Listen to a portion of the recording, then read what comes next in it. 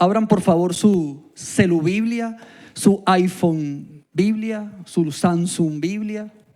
Por favor, ya, si hace 20 años decíamos, saque su Biblia y todos sacaban la Biblia física. ¿Alguien tiene Biblia física todavía? ¡Wow! Excelente, muy bien. Bueno, vamos a la palabra de Dios que está en el libro de Job. Y antes de leerla, quiero decirles que el libro de Job fue un libro bastante particular en el canon bíblico.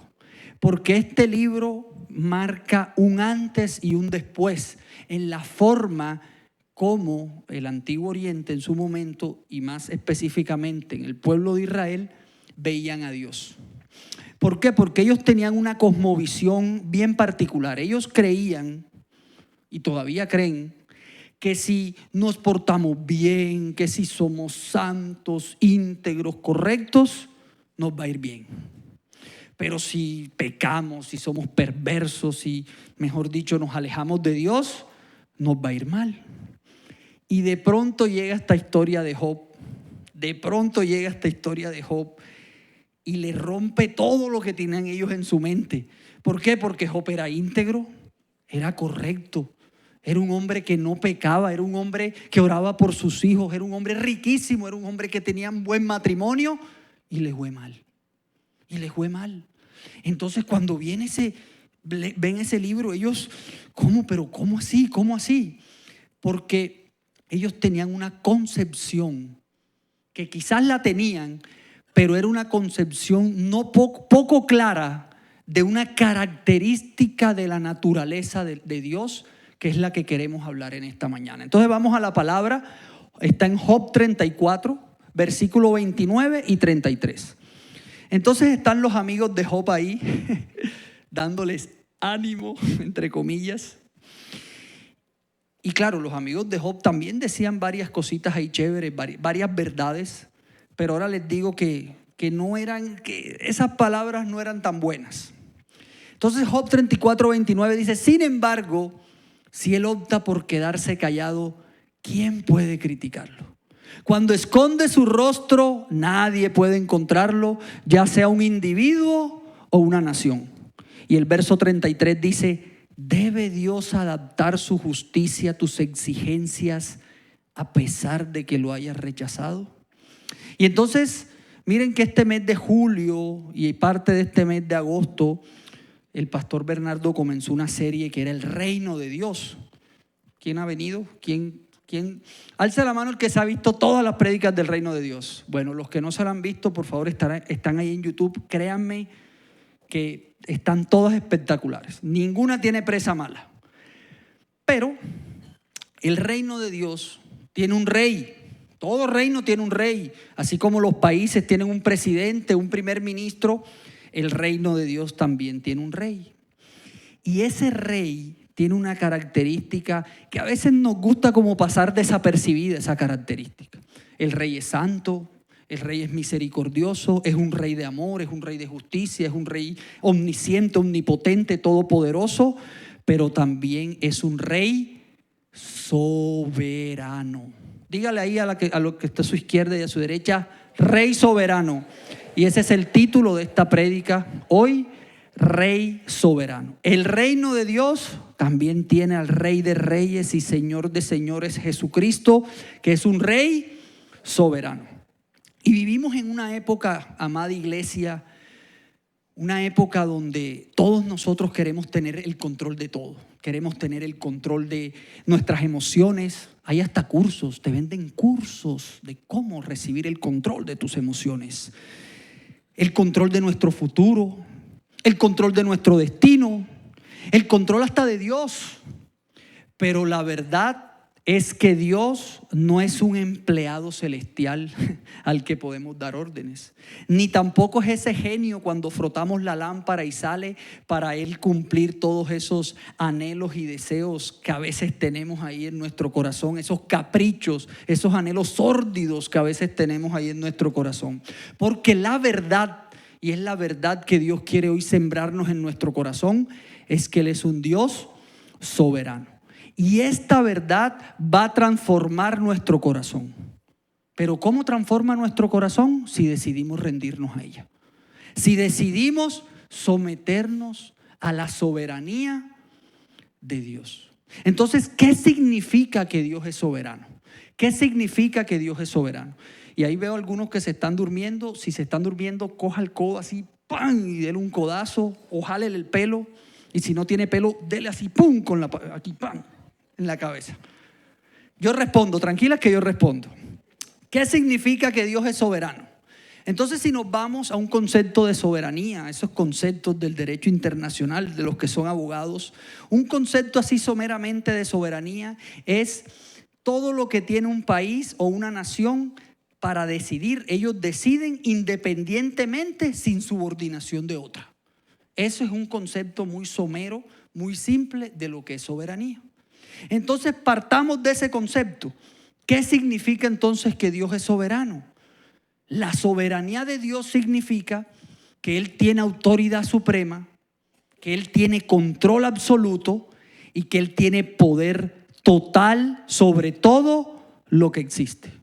Y aquí les va un pedacito de esta verdad, otro pedacito de esta verdad. No hay nada que ocurra fuera de la voluntad de Dios o que lo tome por sorpresa. Hoy quiero decirle que si usted está preocupado por los acontecimientos que están pasando aquí en Colombia, en Latinoamérica, en el mundo, quiero decirles que nada ocurre fuera de su voluntad o que lo tome por sorpresa. Y ustedes me dirán, pero Carlos, ¿cómo así? O sea, entonces las muertes también son la voluntad de Dios. Dios es soberano y quiero decirles que muchas veces no es la voluntad de Dios, pero Dios sí va a usar esa voluntad para tener un plan mayor. Dios sí va a tomar esa voluntad de Él, esa voluntad soberana de Él, porque Él tiene un plan mayor. Y así es con nosotros. Y así es con nosotros. A veces creemos que es la voluntad de Dios que estemos enfermos, que es la voluntad de Dios la traición, que es la voluntad de Dios el desierto, que es la voluntad de Dios. Dios es soberano. Y aunque no hubiera sido la voluntad de Dios, Él aún va a tomar esa voluntad para darte un bienestar y para darte un futuro. Entonces hoy Job 34:29 nos recuerda que si Él calla, nadie puede reclamarle. En otras palabras, Job 34:29 hoy nos está recordando que Dios no nos debe explicaciones. Iglesia, Dios no nos debe explicaciones. Y hoy muchos de nosotros estamos en una espiral, en una caverna, en una cueva, todavía preguntándole al Señor, Señor, ¿por qué? Señor, ¿por qué esta enfermedad, Señor? Señor, ¿por qué el negocio quebró? Señor, ¿por qué mi matrimonio se derrumbó? Señor, ¿por qué me tuve que casar con Pepito o con Pepita, Señor? ¿Por qué, Señor? Porque creemos que Dios nos debe explicaciones. Pero la verdad es que Dios no nos debe explicaciones. El Salmo 50 dice, si yo tuviera hambre, ni siquiera te diría. Ni siquiera te diría. Si Dios tiene hambre, ni siquiera nos diría. Lo otro es que su silencio, Job 34:29 nos recuerda que su silencio no significa ausencia. Muchas veces creemos que si está en silencio Dios no me ha respondido. No, eso es que Dios me dejó solo o me dejó sola. Y lo otro que nos recuerda Job 34:29 es que su justicia no se ajusta a nuestras emociones. La justicia de Dios, la justicia del Rey soberano. Porque la justicia de este mundo nos dice, véngate de tu enemigo. Pero la justicia del reino de Dios, ¿qué nos dice el reino de Dios? Ama a tu enemigo, porque acuérdense que el reino de Dios, estamos en la serie El reino de Dios. El reino de Dios es el mundo, pero al revés. Lo que nos dice el mundo, el reino de Dios lo dice de otra manera. Entonces, el mundo nos dice que debemos maldecir al que nos maldice, pero el reino de Dios nos dice, bendice al que te maldice. Ese es el reino de Dios y todo lo hace el Rey soberano. En su soberanía. Entonces la pregunta, ¿quién puede criticar a Dios? Y la respuesta es clara. Pero más duro, iglesia. Muy bien, muy bien. Bueno, entonces Salmo 115:3 que dice, nuestro Dios está en los cielos. Y miren lo que dice la NTV. Y hace lo que le place. Y uno diría, uy Señor, ¿cómo así? ¿Haces lo que te da la gana? No. Esa palabra place en hebreo, y hay algo bien chévere y bien particular aquí. Las palabras en hebreo tienen varios significados según su contexto. Eso es lo enriquecedor en significado de las palabras en hebreo. Y miren que la palabra en hebreo de place es asa, que tiene varios significados, que significa edificar, favorecer, liberar, libertar. O sea, ese place no es para mal, sino para hacernos bien, porque Dios siempre quiere hacernos bien. Es decir, el objetivo de Dios siempre va a ser nuestro bienestar. Así que cuando la palabra de Dios dice que Dios hace lo que le place, está hablando de acciones que nos van a beneficiar a todos. O sea, no se refiere a un actuar arbitrario, sino a un actuar de bendición con un propósito redentor. Golpea al que se está durmiendo y dígale: no te duermas, que Dios tiene un propósito redentor contigo. Y échele agua ahí si tiene un termo de agua. Vamos que yo respondo, no se preocupe. Yo respondo ante los pastores, no se preocupe. Todo lo que Él decide hacer nace de su bondad. Así que el placer de Dios está siempre en cumplir su propósito eterno en nuestras vidas. Ese es el propósito de Dios. Por eso Él hace lo que le place, porque Él nos quiere dar bienestar, Él nos quiere bendecir. Pero entonces, ¿por qué nos molesta o nos incomoda tanto su soberanía? ¿Por qué decimos: ay, Dios es amor? Y ahí te abraza Jesús con su amor. ¿Por qué nos gusta decir Dios es misericordia? ¿Por qué nos gusta decir que Él es el todopoderoso, Jehová el Shaddai? Pero nos cuesta decir que Él es soberano y que Él hace lo que le place con nosotros. Y la respuesta es porque queremos ser Dios. Y ustedes pueden decir que estoy hablando aquí una locura, pero no. Muchas veces hemos querido ser Dios. No sé si aquí, eso debe ser en otra iglesia, aquí no. Les voy a decir unas frases, a ver si la hemos dicho. Yo las he dicho. Cuando Dios guarda silencio o hace algo en su soberanía o nos dice no, entonces decimos: Dios no me escucha. ¿Quién lo ha dicho? ¿Quién lo ha dicho? Seamos libres, Dios no me escucha. Así a nuestros papás, de pronto así la mamá así que está preocupada por su hijo, o al líder: es que Dios no me escucha, ¿cierto? O Dios se olvidó de mí. ¿Quién le ha dicho? Dios se olvidó de mí. Pero alcen la mano bien, tranquilos. Nos vamos temprano para que almuercen si tienen hambre, tranquilo. Y esta es la que más me gusta y es la que yo digo, es la que está ahí el Señor ahí. Dios es injusto. Dios, qué injusto eres, Señor. Qué injusto. Pero la pregunta de hoy es: ¿quiénes somos nosotros para juzgar a Dios? Miren lo que dice Isaías 45:9. ¿Qué aflicción espera a los que discuten con su creador? ¿Acaso discute la olla de barro con su hacedor? Reprocha el barro al que le da forma diciéndole: detente, lo estás haciendo mal. ¿Cuántas veces no le hemos reprochado cosas a Dios porque pensamos que Él lo está haciendo mal? Señor, eso lo estás haciendo mal. Esa es que la forma de Él no es la correcta. Que mejor es la de nosotros o la que hemos pensado. Pero ¿saben qué? Eso es orgullo.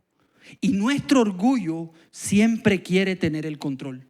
Pero hoy aquí le viene otra colita de la verdad de la soberanía de Dios. Dios no se somete a nuestra agenda. Dios no se somete a nuestra agenda. Su voluntad es perfecta, aunque no la entendamos. Su voluntad es perfecta, aunque no la entendamos.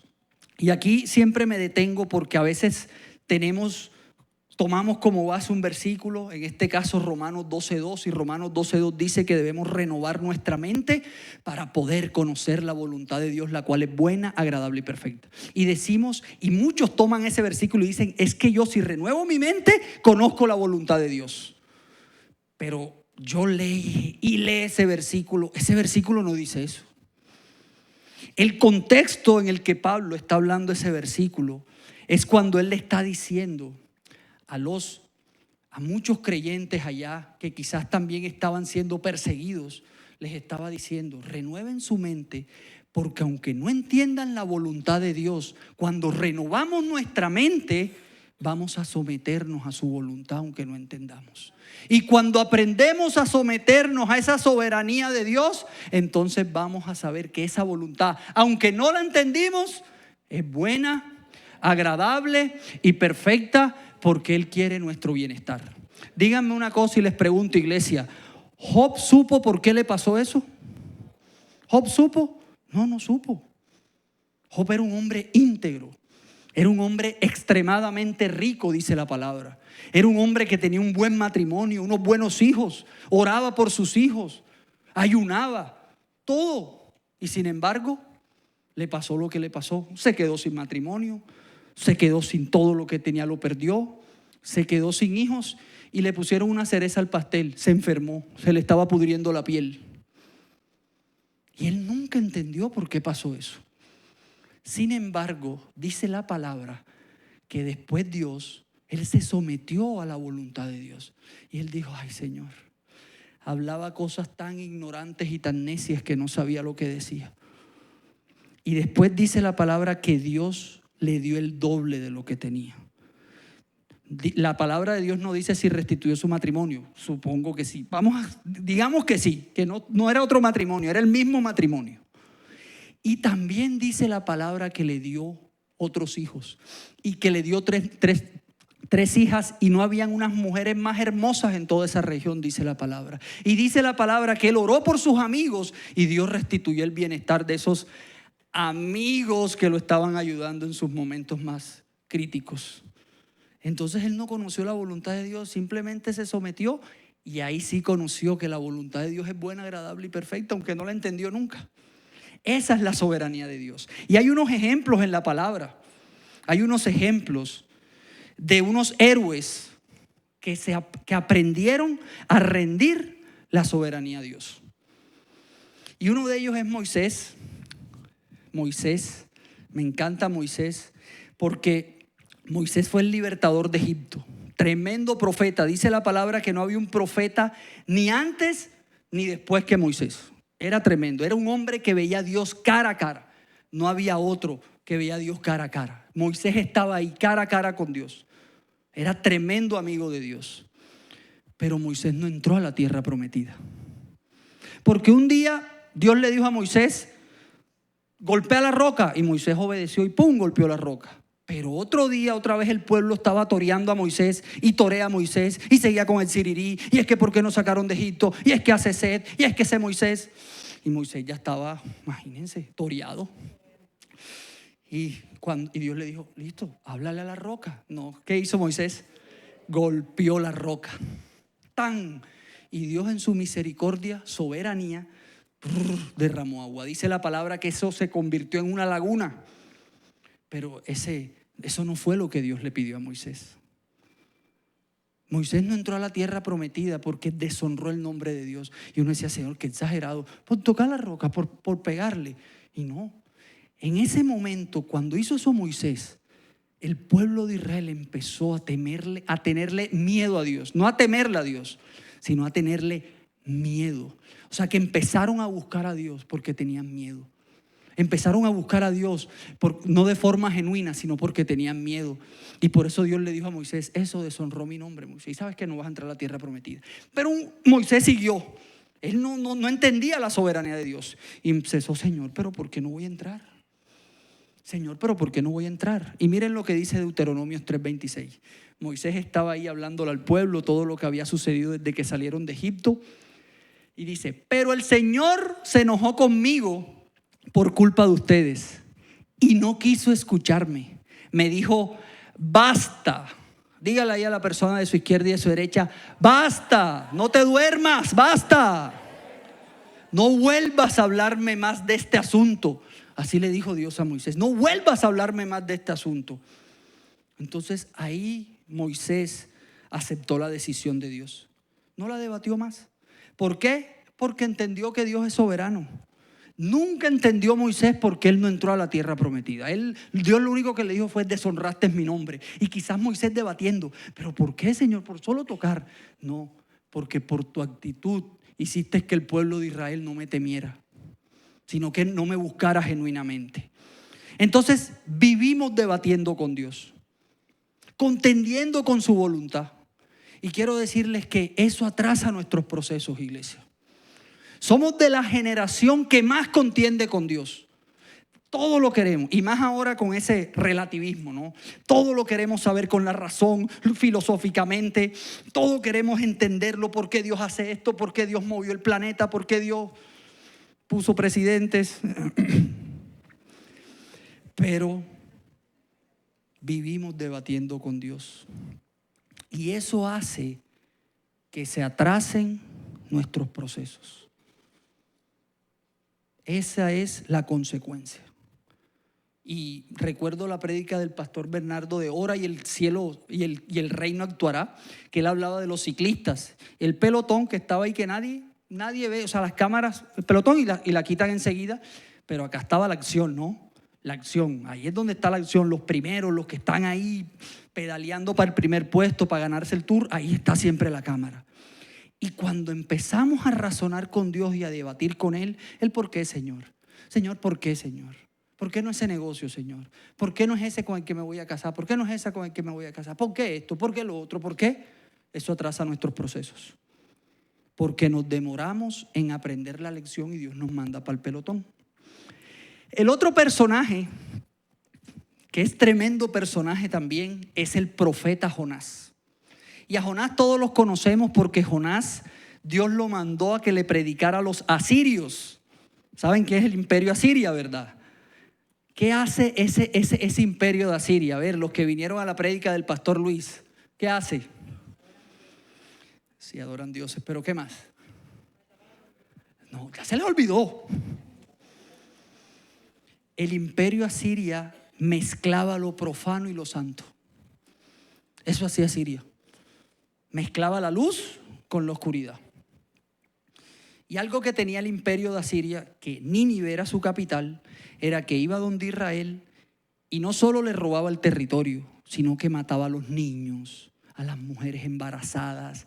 Hacían, mejor dicho, de todo ahí. Y un día Jonás, el profeta Jonás, que ya le había profetizado a los reyes y le había dicho, Dios restituirá este territorio. Un día Jonás se levantó a hacer su devocional como todos nos levantamos. Amén, amén, aleluya. Entonces nos levantamos, Jonás se levantó a hacer su devocional. Señor, gracias, con su taza de café. Escuchaba una canción de Manantial Worship, ahí cantada por Daniela Guerra, llorando. Y Dios le habló. Y Dios le dijo a Jonás, Jonás, vas a predicar a Nínive. Y Jonás, ¿qué? ¿A Nínive? No, Dios, no, esa es la voz del diablo. No, ¿cómo voy a predicar a Nínive? Señor, yo odio a los ninivitas. Tú no sabes todo lo que nos han hecho los asirios. Y Dios le enseñó tremenda enseñanza ahí. Dios le dijo, yo tengo misericordia con quien quiero tenerla. Yo quiero tener misericordia con quien quiero tenerla. Entonces debemos entender que el Rey soberano en su soberanía va a tener misericordia aún con personas que nos hirieron, aún con personas que nos traicionaron, aún con ese que dañó el matrimonio o con esa que dañó el matrimonio. Dios quiere tener misericordia con ellos. ¿Y qué hay de nosotros? Dios quiere tener misericordia con el papá que se fue, con ese que un día me abandonó. Dios quiere tener misericordia con ese socio que te traicionó. Dios quiere tener misericordia con ese ex que un día te dijo, ya vengo, y hasta el sol de hoy. Dios quiere tener misericordia porque Él tiene misericordia con los que quieren. Entonces Jonás estaba ahí debatiendo con Dios y él fue a Nínive y hubo tronco avivamiento, todos se arrepintieron y se puso bravo. El profeta de Dios se puso bravo porque los asirios se arrepintieron. Y a veces somos así, iglesia. Nos ponemos bravos porque vemos que el que me hirió está viniendo a la iglesia. Nos ponemos bravos porque, ahí viene la que porque mi esposo se fue de la casa, ahí viene. Así se sentía Jonás. Claro, es entendible, así se sentía Jonás. Pero miren lo que le contestó Dios a Jonás. Jonás 4:11. Pero Nínive tiene más de 120,000 personas que viven en oscuridad espiritual. ¿no debería yo sentir compasión por esa gran ciudad? ¿No debería Dios sentir compasión por ese que tú dices que es malo, que es mala? ¿No debería sentir compasión Dios por eso? Quizás ella, su familia viven en oscuridad espiritual. ¿No debería yo sentir compasión por ellos? Y a Jonás tuvo que rendirse a la soberanía divina. Y diga ahí, también yo. Diga ahí, también yo. Pero no esté bravo, vamos, así, también yo, esposo, no esté bravo, esposo. Vamos, yo también tengo que rendir mi soberanía a la soberanía de Dios. Mi voluntad a la soberanía de Dios. Y el otro personaje y último personaje, amada iglesia, es nuestro querido amigo Pedro. Simon Peter. Miren que Pedro es el prototipo de un gran cristiano. Pedro venía a la iglesia, hizo todos los niveles, mejor dicho, eso levitaba. Servía aquí en la iglesia, venía a todas las oraciones madrugadoras, martes y jueves, le rendías cuentas a su líder, le contestaba al líder. O sea, era el prototipo de cristiano. Queremos ser como Peter. Pero muchos no sabían que Pedro era un hombre explosivo, que Pedro era un hombre iracundo, que Pedro era un hombre que tenía respuesta para todo. Para todo tenía respuesta Pedro. Él fue el primero que dijo, cuando Jesús le preguntó, ¿y quién dicen que soy yo? Y enseguida Pedro, tú eres el Hijo de Dios, el Cristo el que había que venir. Y enseguida, wow, sí. Todo era así cuando Jesús dijo, Pedro, ¿me vas a negar? Enseguida Pedro, no, Señor, yo jamás te voy a negar. Respuesta para todo tenía Pedro. Y aparte, Pedro tenía como una competencia ahí toda tóxica con Juan, ¿no? Es que Juan quiere ser pastor. Es que Juan es el amado de Dios. ¿Yo qué? Así esa competencia ahí toda extraña. Total, Pedro terminó negando a Jesús. Y dice la palabra que ese hombre se amargó mucho. Y él diría ya, bueno, me tengo que ir de la iglesia. Se fue de la iglesia, ya no le contestaba a Germán en los niveles. Ya no le contestaba al líder, se fue bravo con la gente de la... Mejor dicho, eso fue una locura, Pedro. Y se fue a pescar otra vez. Y adivinen con quién estaba pescando. Con Juan. Ahí estaba pescando Pedro con Juan de la competencia. Y Jesús se le apareció en la orilla y le dijo, hey, echa la red al otro lado. Y ellos enseguida dijeron, uy, esa es la voz del maestro. Echaron la red, sacaron pescado y ese es el maestro. Y como buen Pedro, se bajó de la barca y empezó a correr. Maestro, maestro. ¿Y qué dice la palabra? Jesús lo tenía con un pescadito, un bocachico bien chévere, yuquita. Mira, Pedro, todo lo que te tengo porque es momento de sanar. Y ahí Pedro empezó su sanidad. Pedro, me amas, Pedro, me amas. Bueno, todo lo que ya muchos conocen. Y si no conocen la historia, le hace todo Juan capítulo 21, por favor. Entonces, Jesús le dice a Pedro, bueno, Pedro, ya, sígueme, vamos. Y Pedro ve a Juan. Y Pedro otra vez como esa cosita ahí que uno le da, ¡ting! Y ve a Juan y le pregunta a Jesús, hey Jesús, ¿y tú qué vas a hacer con Juan? Y miren lo que le responde Jesús. Jesús contestó, si quiero que él siga vivo hasta que yo regrese, ¿qué tiene que ver contigo? En cuanto a ti, sígueme. O sea, en pocas palabras, ¿eso a ti qué te importa? ¿Cierto? Señor, ¿y tú? ¿Y por qué ese es pastor y yo no? ¿Eso a ti qué te importa? Señor, pero ese ¿por qué es líder? ¿Eso a ti qué te importa? Señor, pero ¿por qué mi amigo le dieron el trabajo y a mí no? ¿Eso a ti qué te importa? Tú sígueme. Dígale a la persona que tiene a la izquierda, a la derecha. Muy bien. Tú sígueme. Tú sígueme. Rey soberano.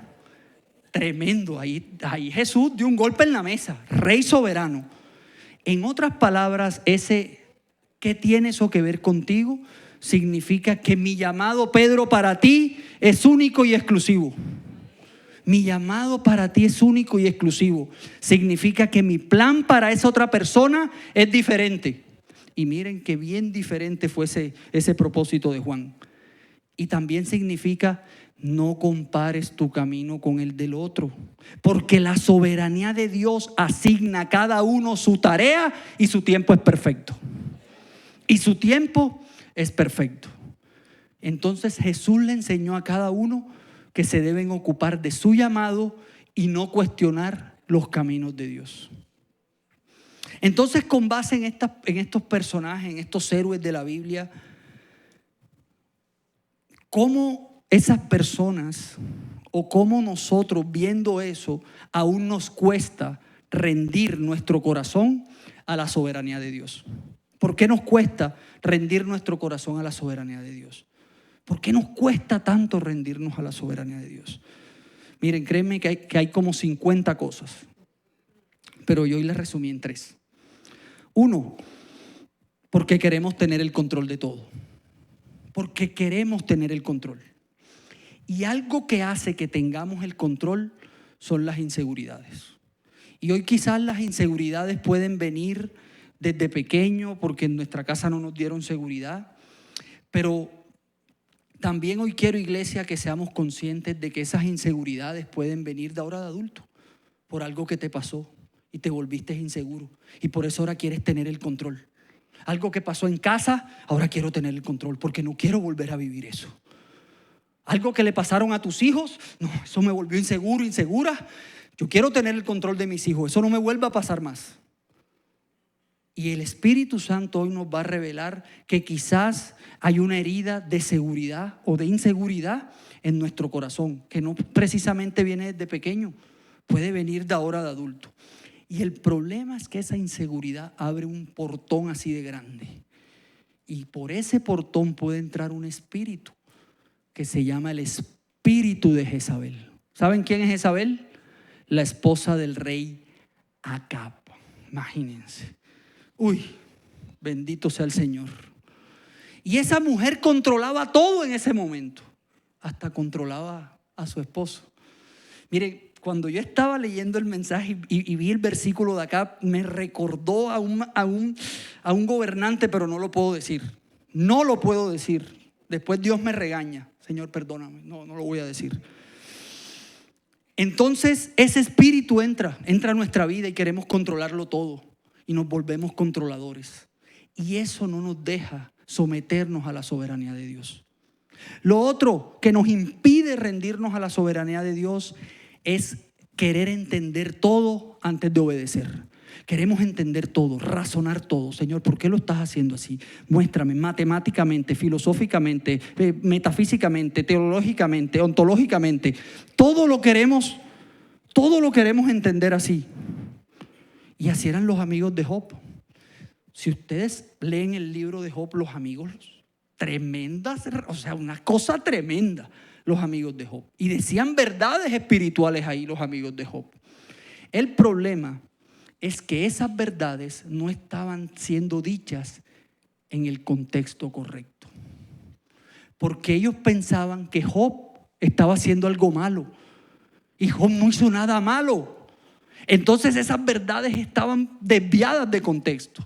Y muchas veces no nos sometemos a la soberanía de Dios por estar debatiendo cosas que están fuera de contexto. Y por eso cuando empezamos a debatir con Dios, terminamos amargados, frustrados, heridos. ¿Y quién paga eso? ¿Quién paga eso, iglesia? Los que están cerca de nosotros, los que nos aman. ¿Por qué? Porque estamos fuera de contexto. Queremos entender todo. Antes de obedecerte, Señor, yo quiero entender, Señor, por qué tengo que hacer mi nueva identidad. Yo quiero entender, Señor, por qué tengo que ir al encuentro. Por ahí alguna vez un esposo le decía así a un esposo. Eso fue hace tiempo, tranquilos. No vayan a decir, ay, seré yo. Entonces el esposo le decía a la esposa, ¿yo por qué tengo que ir allá a ese encuentro? ¿Yo por qué tengo que ir? Porque todo lo queremos entender antes de obedecer. Y lo tercero, porque queremos moldear a Dios a nuestra conveniencia. Entonces queremos hacer nuestro propio Yahweh Rafa, queremos hacer nuestro propio Jesús. Es más, yo creo que en ese Jesús que creamos nosotros mismos ni siquiera murió en la cruz, murió de otra forma. Y queremos también hacer nuestra propia Biblia. Entonces empezamos a interpretar versículos a nuestra conveniencia. Y somos igualitos al pueblo de Israel, iglesia. Igual, iglesia, igual. El pueblo de Israel quería rey y se la montó al profeta Samuel. Y ese sirirí todos los días con Samuel hasta que Samuel dijo, bueno, espérense un momento. Y oró, Señor, quieren rey, por favor, ayúdame. Y Dios le dijo, no te están rechazando a ti, me están rechazando a mí. Dale su rey, pero eso sí, diles todo lo que les va a hacer el rey. Los van a esclavizar, tienen que pagarle impuestos. Cuando ellos reciban tierra, parte de esa tierra va a llegar al rey. Samuel fue y le dijo, ¿y qué dijo el pueblo? No nos importa. No nos importa, queremos nuestro rey como las demás naciones. Listo, aquí está su rey. ¿Y qué pasó? ¿Qué pasó? No, y todavía están allá, dándose plomo por esas decisiones que tomó el pueblo de Israel. Por esas decisiones que tomó el pueblo de Israel. Porque acomodaron sus deseos, su conveniencia y moldearon a Dios así. Ellos creyeron que moldearon a Dios así. Ellos creyeron que torcieron la voluntad de Dios. Y lo que hicieron fue perder cosas. Desde ese momento el pueblo de Israel empezó a perder todas las bendiciones que había ganado en batalla. Y hoy quizás estamos así, iglesia. Hemos estado perdiendo cosas que habíamos ganado en batalla antes. ¿Por qué? Porque no aprendemos a someter nuestra voluntad a la soberanía de Dios. Y entonces, ¿cómo rendirme a la soberanía del rey? Y ya estamos cerrando con esto. ¿Cómo rendirme a la soberanía del rey? Entonces nos tenemos que ir a nuestro máximo ejemplo, que es Jesús. Jesús, antes de recibir su corona, antes de que ascendiera a los cielos y estar sentado a la derecha del Padre, Jesús subió un monte, que fue el monte de los olivos. Y ahí en ese monte de los olivos estaba el huerto de Getsemaní. Y ahí estuvo Jesús llorando, angustiado. Dice la palabra que sudaba gotas como de sangre. Pero él ahí entendió que debía rendir su voluntad a la soberanía del Rey Padre. Entonces, lo primero que hay que hacer para rendir nuestra soberanía al Rey es reconocer que Él es el Rey. Reconocer que Él es el Rey. El Rey no soy yo. El Rey no es mi corazón. El Rey es Dios. Salmo 47:7 dice, pues Dios es el Rey de toda la tierra. Alábenlo con un salmo. Dios es el Rey de toda la tierra, iglesia. Lo segundo que entendió Jesús en el huerto de Getsemaní, Él dejó de pelear con Dios con su mente y su corazón. Porque Él de una u otra forma empezó a debatir con Dios y le decía, Señor, pasa esta copa amarga de mí. Pasa esta copa amarga de mí. Pero Él sometió su voluntad a la soberanía del Rey. Y a mí me gusta mucho cómo Dios le responde a Job. En Job 42, Dios le responde a Job, ¿todavía quieres discutir con el Todopoderoso? Tú criticas a Dios, pero ¿tienes las respuestas? ¿Tienes las respuestas? ¿Tenemos la respuesta? Porque si la tenemos, critiquemos a Dios. ¿Tenemos la respuesta? ¿Y saben qué? Dios sí tiene las respuestas. Dios tiene las respuestas, pero quizás no es el momento de dártelas. O quizás nunca te las va a dar. Porque Dios, antes de todo, iglesia, quiere nuestra sanidad. Y quiere que nuestro corazón esté preparado para rendir nuestra voluntad a Él. Eso fue lo que entendió Job. Y ahí en ese momento Dios dice, ay Señor, perdóname. De verdad decía tanta necedad. Y después al final dice, de oídas te había oído, pero ahora mis ojos te ven. Claro, porque no conocía a Dios, pero él dejó de pelear con Dios en su mente y en su corazón. Lo tercero, acepta que su plan es mejor que el tuyo. Jesús entendió eso, por eso él dijo, Señor, pasa esta copa amarga de mí, pero que no se haga como yo quiero, sino como tú quieres. En otra versión, la clásica dice, que no se haga mi voluntad, sino la tuya. Y yo cuento esto, iglesia, porque hace poco Dios nos dio una respuesta a mi esposa, a mí, que sí es buena, porque sí es buena, pero en ese momento para mí yo no la entendía. Y yo debatía con Dios. Y nosotros ayunamos y oramos y debatía con Dios y le decía, Señor, tú eres un Dios injusto. Nos sacaste de nuestra zona de confort.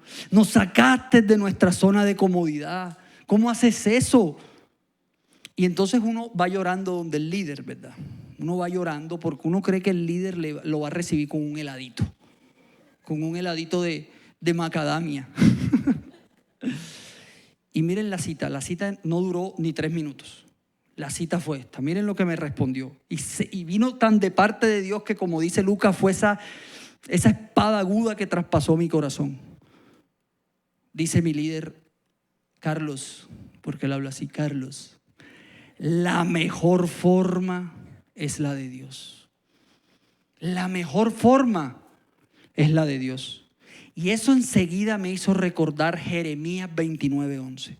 Mis planes son para lo bueno y no para lo malo, para darles un futuro y una esperanza.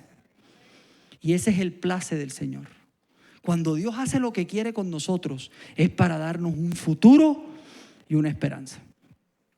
Y lo cuarto y quinto, amada iglesia, orar como oró Jesús en el Getsemaní, que no se haga mi voluntad sino la tuya, y vivir por fe, no por explicaciones.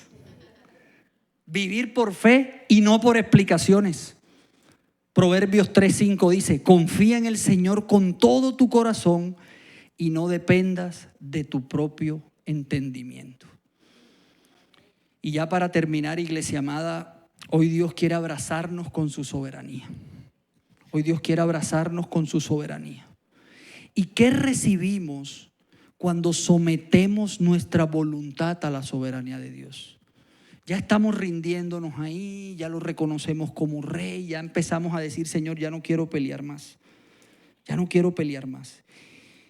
Y recibimos a Jesús con esos brazos de Él, con esos brazos de amor, pero también con esos brazos soberanos. O sea, que entendamos que cuando Él nos abraza, es un padre, es un hermano, es un amigo, es un Dios de amor, pero que no se nos olvide, iglesia, que Él sigue siendo el rey de reyes, y Él es soberano. Y cuando dejamos eso, cuando descansamos en eso, descansamos en Dios. Dios nos da una paz que sobrepasa todo entendimiento. Y mire, iglesia, yo el servicio pasado y les dije, vamos a hacer un experimento. Un experimento. Vamos a dejar de debatir con Dios. Vamos a hacer un ayuno. 21 días, 7 días, 3 días, 4 días, lo que Dios ponga ahí en su corazón. Y vamos a decir, Señor, voy a hacer un ayuno de no estar preguntándote más por qué. Voy a hacer un ayuno de no estar preguntándote más qué tengo que hacer, cómo lo voy a hacer. Voy a hacer un ayuno de eso. Y voy a empezar a descansar en ti. Y miren, yo les aseguro que cuando recibimos esos abrazos, ese abrazo de la soberanía de Dios, va a desaparecer nuestra ansiedad. Nosotros los cristianos de hoy, actuales, vivimos ansiosos porque siempre estamos peleando con Dios, porque siempre queremos tener una respuesta. Pero hoy Dios dice, la respuesta que te voy a dar es, descansa en mi voluntad, descansa en mi soberanía. Y nuestra ansiedad empieza a disminuir. Y la paz que viene de Dios no va a depender de que las circunstancias cambien o no, sino de confiar en el que lo controla todo. El Rey soberano. Lo segundo, cuando nos dejamos abrazar por esa soberanía de Dios, se empieza a aclarar el camino. Pedro, cuando dijo, uy, Señor, me quedo calladito, ya no pregunto más por Juan. Bendecimos a todos los Juanes del mundo. Ya no voy a preguntar más por Juan. A Pedro empezó a aclarársele su propósito. Cuando Jesús le dijo, si yo quiero que él siga vivo, tranquilo, eso no te importa a ti. ¿Saben dónde terminó Juan, iglesia? Juan terminó en una isla siniestra que usaban los romanos para llevar a los peores delincuentes. A Juan lo trataron como un delincuente por llevar la palabra de Jesús. Terminó en la isla de Patmos. Allá fue donde recibió el Apocalipsis. Eso Pedro no lo sabía, si no hubiera preguntado. Pero Pedro empezó a aclarársele el camino. Y cuando Pedro empezó a aclarársele su propósito, miren lo que dice la palabra. Que el Espíritu Santo usaba a Pedro, que hasta la sombra de él sanaba a los enfermos. La gente quería acercársele a él, porque la sombra de él sanaba a los enfermos. Porque él se dejó abrazar de la soberanía de Dios. Y ahí empezó el Espíritu Santo a aclararle el camino. Y ¡ay, ay Señor, yo tanto que me quejé. Dios le empezó a aclarar el camino a Job y Job dijo, Señor, de oídas te había oído, ahora mis ojos te ven. Ahora sí entiendo todo. Ahora sí entiendo todo sin entenderlo todo. El juego de palabras, ¿no? Porque no lo entendió, pero sí entendió que Dios quiere bendecirnos. Dios quiere nuestro bienestar. Eso sí lo entendió y se le aclaró su propósito. Lo tercero, cuando recibimos ese abrazo de la soberanía de Dios, Él renueva nuestras fuerzas. Dios renueva nuestras fuerzas en la prueba. Cuando atravesamos pruebas, Él renueva nuestras fuerzas. Y quizás hoy estamos orando, Señor, sácame de esta prueba. Señor, sácame de este desierto. Pero el Rey soberano dice, no. Yo quiero que tú aprendas ahí. Yo quiero que tú aprendas en la tormenta. Yo quiero que tú aprendas en ese caos que estás ahí viviendo. Quiero que aprendas ahí en ese desierto para que aprendas a someterte a mi soberanía. Porque Dios quiere nuestro corazoncito, nuestro manguito aquí que Dios nos da todos los días. Lo tercero, Dios transforma nuestro corazón cuando nos dejamos abrazar de su soberanía. Dios transforma nuestro corazón, nos hace más sensibles. Y miren, hoy Dios le habla a los hombres.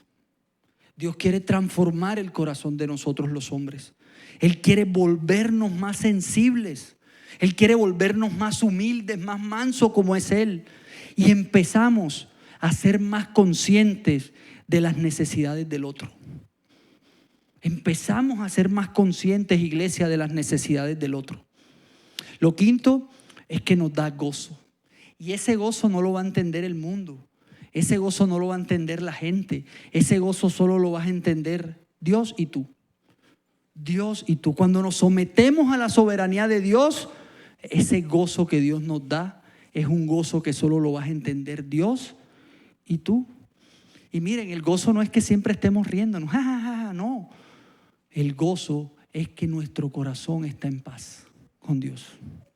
El gozo es que nuestro corazón está en paz. Y lo último, iglesia amada, es que cuando Dios nos abraza con su soberanía, el Rey, tenemos seguridad eterna. Y Dios va a empezar a restituir aquí muchas inseguridades por cosas que pasaron. Por cosas complicadas que han pasado quizás muchos. Y eso nos ha traído inseguridad. Y eso nos ha querido hacer que controlemos todo. Pero hoy Dios va a empezar a sanar esas inseguridades y a traerte la seguridad que nos da Jesús. Y así empezamos a caminar en la seguridad eterna que nos da Cristo. Entonces Job 34:33 nos lanza una pregunta súper confrontadora. ¿Debe Dios adaptar su justicia a nuestras exigencias? No, porque Dios es Dios. Nosotros somos sus hijos, sus siervos, porque Dios es el Rey y su trono no se tambalea. Y hoy quiero decirles, iglesia, y sobre todo los que les encanta interactuar en redes, quiero decirles que lo que está pasando aquí en Colombia y en todo el mundo no ha tambaleado el trono de Dios, ni lo está tambaleando, ni lo va a tambalear nunca. Porque Dios es el Rey soberano.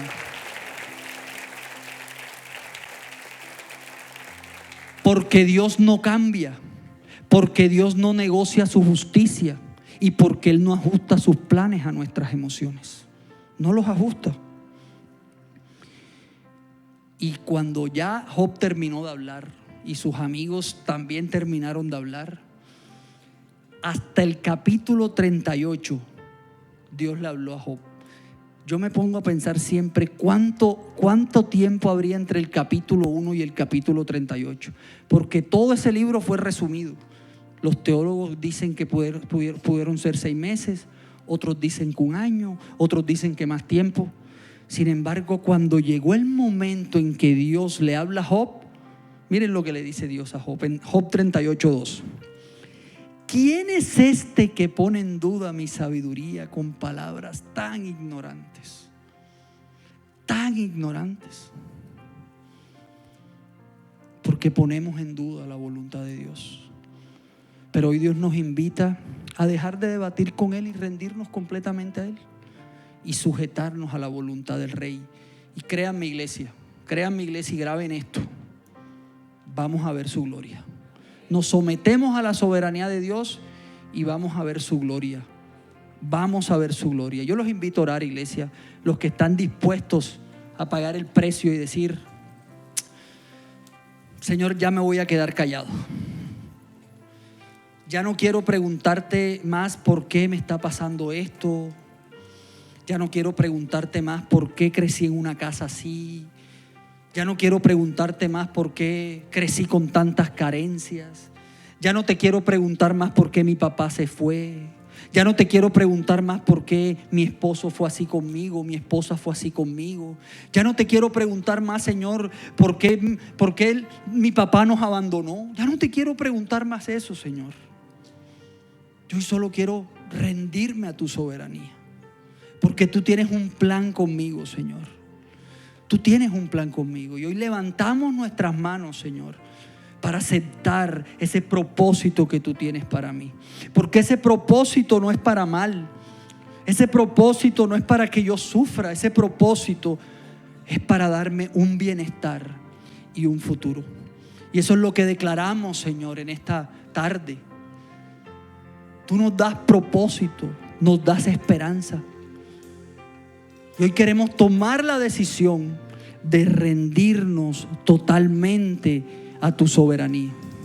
Por eso yo te pido, Espíritu Santo, que rompas todo lo que hay en mi corazón, Señor. Toda rebeldía, toda incredulidad, todo pecado oculto. Vamos ahí. Vamos a exponer nuestro corazón a la luz de Jesús. Hoy nos exponemos, Señor. Hoy expongo lo que no ha dejado rendir la soberanía tuya, o mi soberanía, tu soberanía. Te lo pido en el nombre de Jesús. Hoy exponemos eso, ese pecado oculto, esa herida. Hoy la expongo a la luz. Que la luz de Jesús, esa luz que alumbra el reino de Dios, alumbre hoy nuestra vida. En el nombre de Jesús. Y hoy, Señor, rompe toda cadena, rompe toda atadura, todo lo que está impidiendo, Señor, rendirme ahora en el nombre de Jesús. Y yo le invito ahí a los que están atrás, que cierren sus ojitos, cierren sus ojos, por respeto al otro, cierren sus ojos y sigan allí la oración.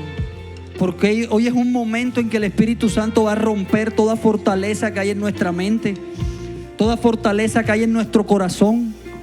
Todo lo que quiere que yo siga teniendo el control, en el nombre de Jesús. Hoy renuncio en el nombre de Jesús a tener el control. Hoy se rompe en el nombre de Jesús toda inseguridad. Hoy reprendo en el nombre de Jesús ese espíritu de Jezabel, ese espíritu inmundo que quiere que controle todo, ese espíritu inmundo que no me deja someterme a la voluntad de Dios. En el nombre de Jesús, hoy reprendo, hoy renuncio en el nombre de Jesús a entender todo antes de obedecer. Ese hábito de querer entenderlo todo, hoy renuncio. Hoy se rompe esa fortaleza en mi mente. Hoy se rompe esa atadura en mi mente en el nombre de Jesús. Hoy renuncio a moldear a Dios a mi manera, a mi conveniencia, porque no quiero salir de mi zona de confort, porque quiero exigirle a Dios que se hagan las cosas a mi manera. Y quiero decirles algo, iglesia. Nos encanta hablar del hijo pródigo, el hijo pródigo que volvió a casa. Claro, todos nosotros somos hijos pródigos. Pero antes de que él se fuera de la casa, él era un hombre que exigía todo.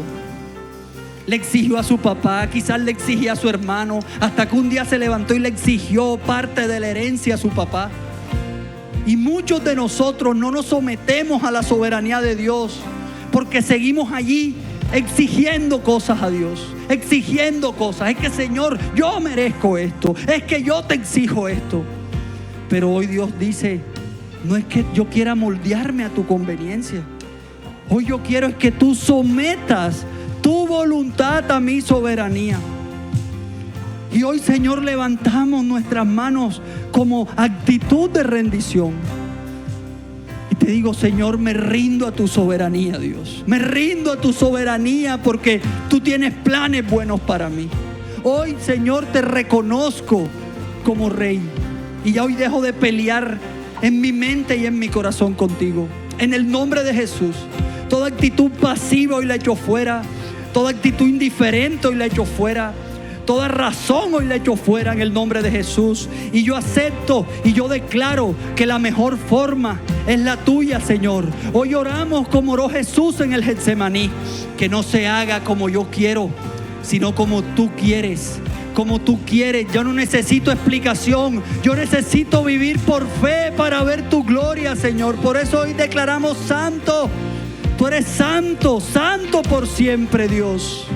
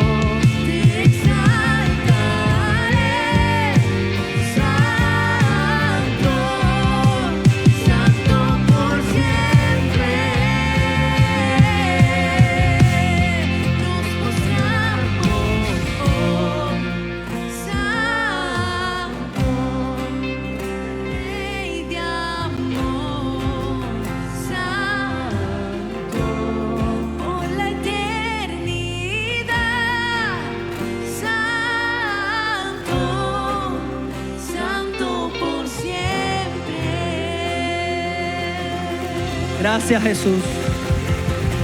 Gracias, Jesús. Y ahí déjese abrazar por la soberanía de Dios. Ahí Dios nos abraza. Ahí Dios nos abraza. Y empezamos a recibir ese descanso de Dios. Empezamos a recibir claridad. Empiezan a abrirse mis ojos, Señor. Empiezo a entender por qué estoy aquí. Empiezo a entender cuál es el propósito. Dios empieza a darnos claridad hoy en el nombre de Jesús. Dios empieza a renovar nuestras fuerzas. Déjese abrazar ahí de Dios allí. Hombres, vamos, abrácense, abrácense ahí. Abrácense, hombres. No les dé miedo, vamos, no les dé pena, abrácense. Abrácense. Quizás papá no dio un abrazo. Quizás papá nos codiaba y nos decía: usted es hombre, usted no llora. Pero hoy el Rey de gloria, el Rey de majestad, el Rey soberano nos abraza y nos dice: hoy renuevo tus fuerzas, hoy transformo tu corazón, hoy te doy gozo, hoy cambio esas facciones de tu rostro tristes, amargadas. Hoy empiezo a cambiar esas facciones. Hoy te doy gozo, hoy te doy satisfacción en el corazón. Aunque por fuera veas y digas: no, todo está mal, hoy Dios empieza a darte gozo en tu corazón. Y hoy el Señor empieza a darnos seguridad. Seguridad, seguridad. Yo declaro seguridad en el nombre de Jesús.